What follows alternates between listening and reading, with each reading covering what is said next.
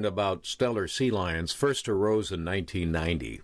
Stellar sea lions are currently viewed by federal managers as two distinct groups: those that are born west of longitude 144 in Alaska and Russia, and those that are born east of that line, exclusively in the United States. The population of eastern region sea lions has been growing for the past 20 years, and they may soon be removed from the endangered species list. However, sea lions in some sub-areas of the western region continue to decline, but there's no clear scientific answers to why.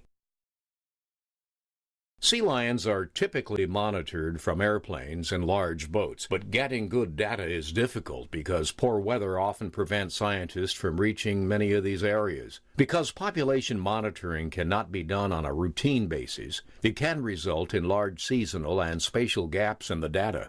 The use of traditional manned aircraft surveys give scientists a snapshot of the stellar sea lion population, but a thorough understanding of changes in the local environment and the impact of those changes cannot be inferred from those surveys. This leaves gaps in our understanding of sea lion population increases and declines, particularly in the remote western Aleutians where there are the most concern. In response to continuing concerns about small subregions of the western population of stellar sea lions, the National Marine Fisheries Service has shut down productive fishing grounds that cover an area half the size of Texas and imposed additional restrictions on an area twice that size. This controversial closure has cost Alaska's coastal communities and the seafood industry more than $60 million and 750 jobs per year in an area where there are no other economic opportunities.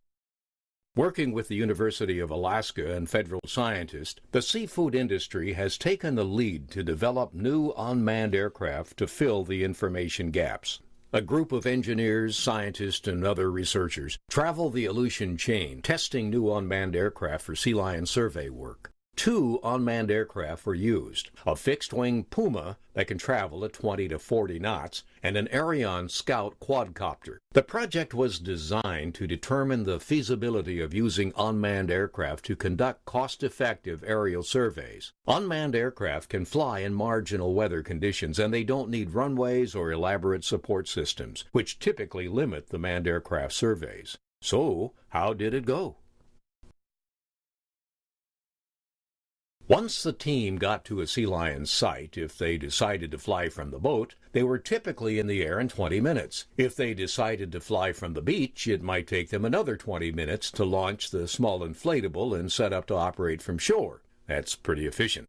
The team quickly discovered that unmanned aircraft are particularly useful for rugged, complicated sea lion sites that are difficult to look at from the water or inaccessible from land. They could also look beyond the specific spot where sea lions had been previously seen to make sure that they were conducting a complete count, which is very important in this situation. Many missions were completed in 30 minutes or less. With an unmanned aircraft, you get up into the air, you get a lot of data quickly, and you're done. A scientist doesn't need to sit on the beach or a moving boat there for several hours. This really minimizes any human impact on the sea lions. The cost of the unmanned aircraft is falling rapidly. The real challenge is developing the software and camera packages for specific projects like this. These unmanned aircraft have been customized to shoot high-resolution and infrared video. Aerial infrared video is a breakthrough tool for sea lion survey work because it differentiates between the cold Aleutian Islands background and the much warmer stellar sea lions.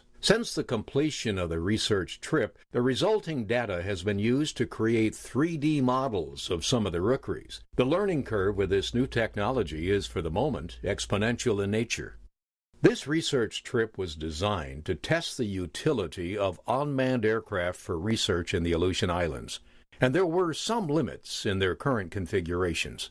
With the Puma, once the winds get above 25 knots, it is difficult to launch the craft. The crew has to be able to throw the unmanned aircraft into the wind. The Puma simply could not be launched in high winds. With a better camera and more wind tolerance, scientists have to go on shore less often. They can fly the area, get the data, and they don't even need to get off the boat to conduct the survey.